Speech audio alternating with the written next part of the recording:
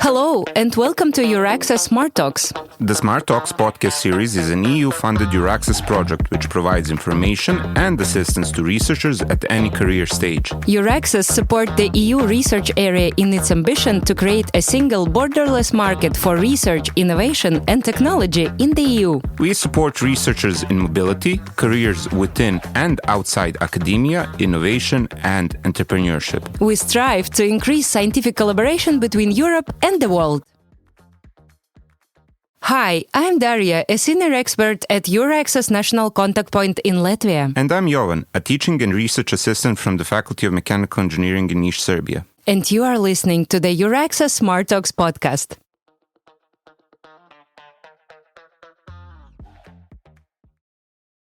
Today's guest is Dr. Gábor Kismihók, an internationally recognized researcher working in the intersection of research careers, leading analytics, and well-being. His work focuses on understanding and improving mental health, skills development, and sustainable career pathways in academia and beyond, making him a perfect voice for this conversation on mental health and well-being in the research community. Gábor, thank you for joining us today. Yeah, thanks for having me. From your experience, I wanted to ask you, do you have some early signs for researchers that they can look if they're struggling with their mental health? Do you have any suggestions for me personally? What should I look out for as a young PhD researcher to avoid mental health risks? Yeah, so this is a very difficult question because we are all different type of personalities. We are all different type of persons. In general, what I have seen in my practice that if someone suddenly disappears, or not even suddenly, but who is not taking part of the discussions, not taking part of the daily routines of a research lab, could be online or digital or face-to-face physical interactions. If someone is not there somehow, I think this is, at least for me as a supervisor, it's a strong indicator that I should take a closer look what's happening there. Because if someone disappears, if someone starts being isolated from what's happening within the group and within the research environment, I think that signals for me that some problem may have happened. It can easily be that this person is working this way, and that's totally fine.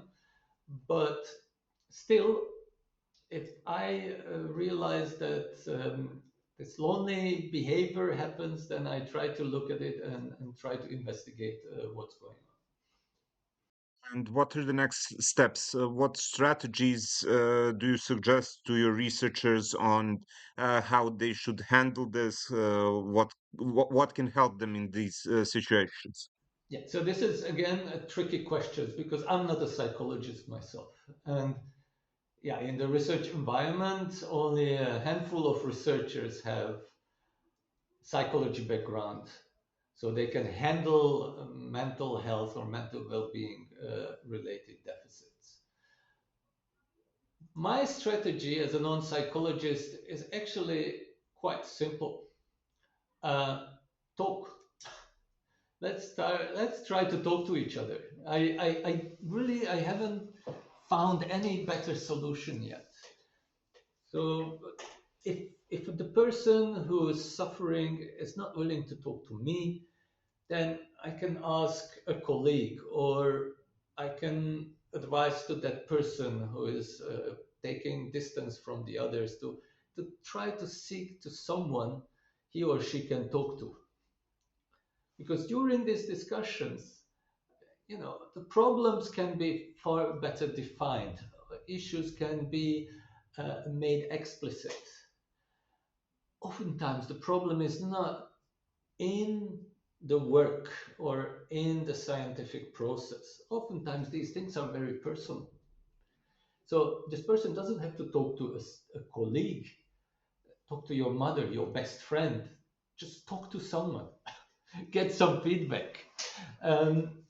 Otherwise, it's going to be extremely difficult to find out what's going on. I think one person, himself or herself, unless this person is extremely talented, there are always exceptions. So for a single person, it's very difficult to find out what is happening, what is going on, what the problem is.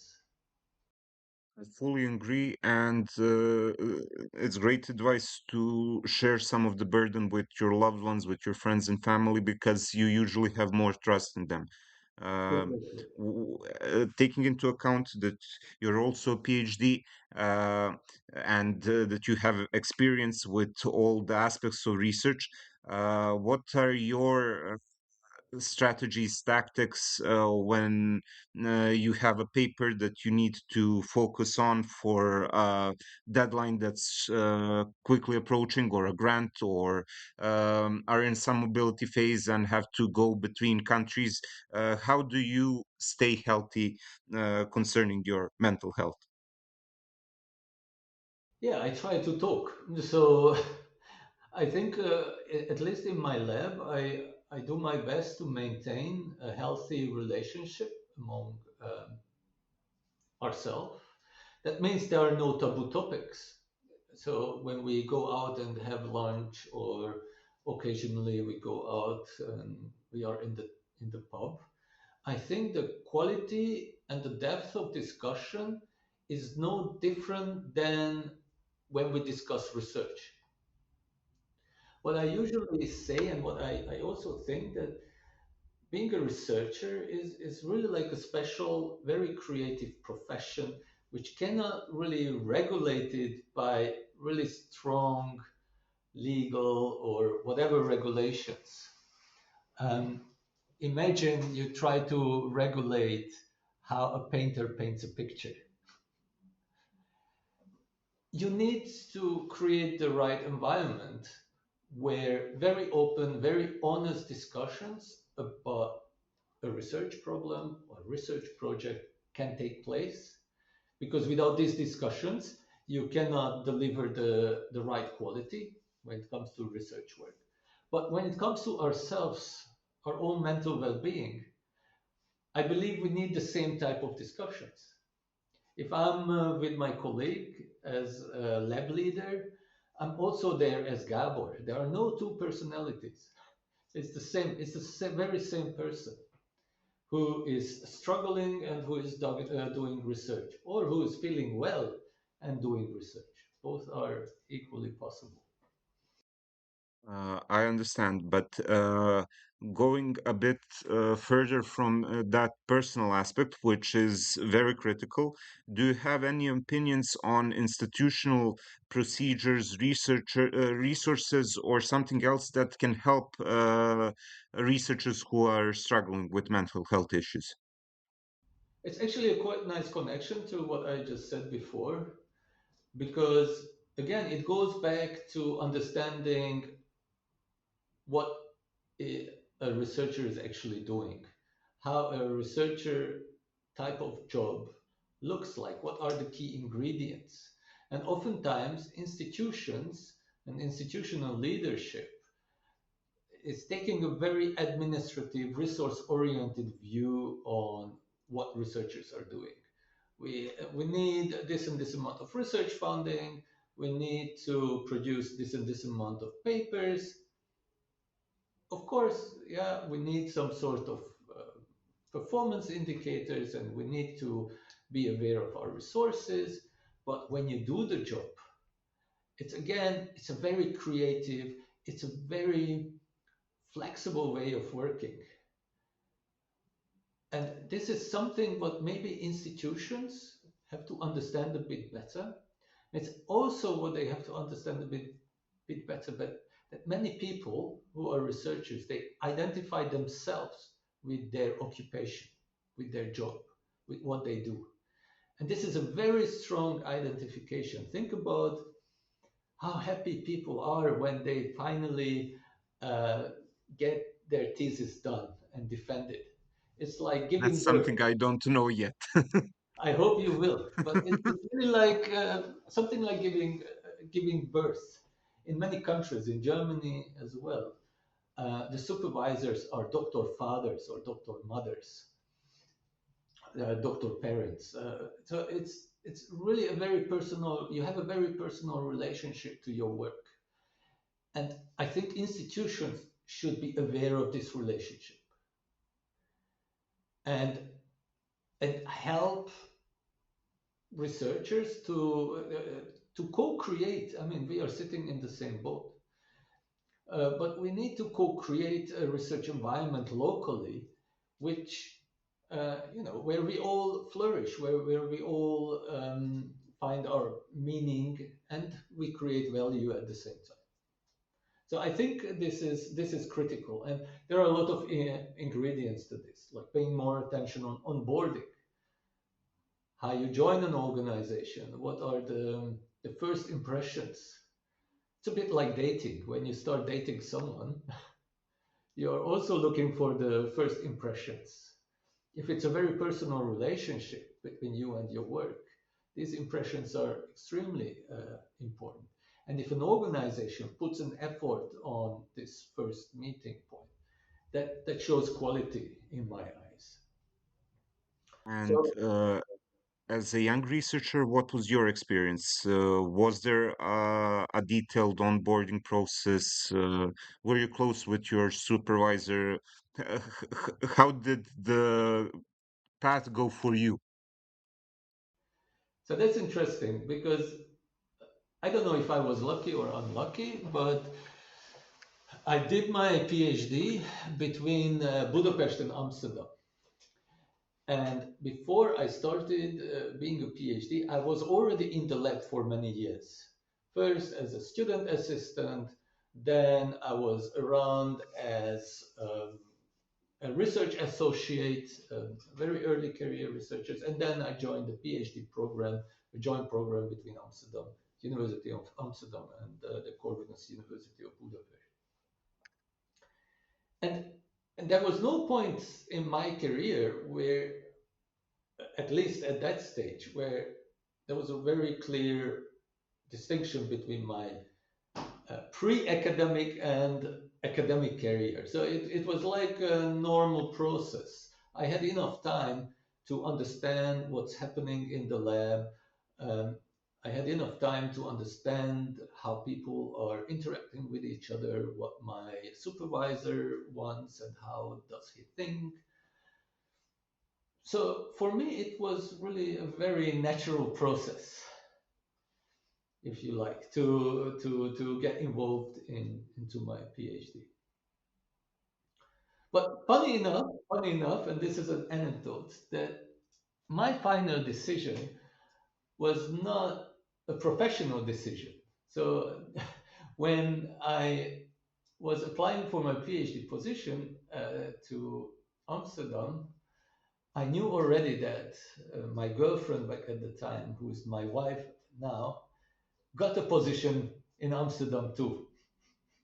And this sort of personal relation, an important personal circumstance, really pushed me more into the world of research. Okay, that's a good reason to move, to be perfectly honest. It's an action, Uh, definitely. and going a bit furthermore, what changes in culture, structure, or policy related do you see as most important for research in the next few decades? What are your best predictions based on the experience you had up to this point? So I'm an AI researcher. Our research is in the AI, in the intersection of AI and educational technology. And at least what I see in my bubble is a high risk of isolation. So I think AI will definitely uh, impact our research work massively. Already, you see that literature reviews or even data analysis can be supported by AI very well, and we are talking about an open technology, what is out there in the public, of course, in the research areas. This AI movement is really an old, relatively old area of research, but for the public and for an everyday person, this is a 3 years old technology.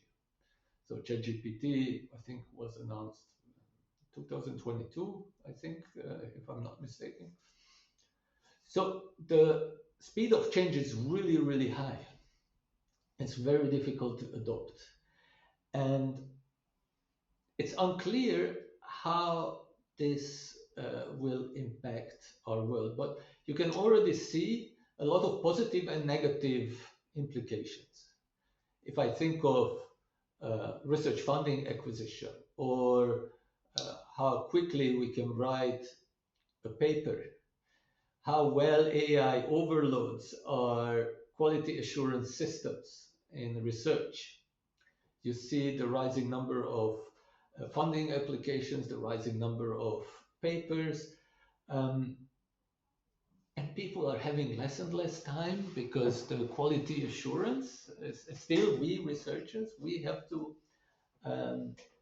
quality assure all these processes, and we have less time for that.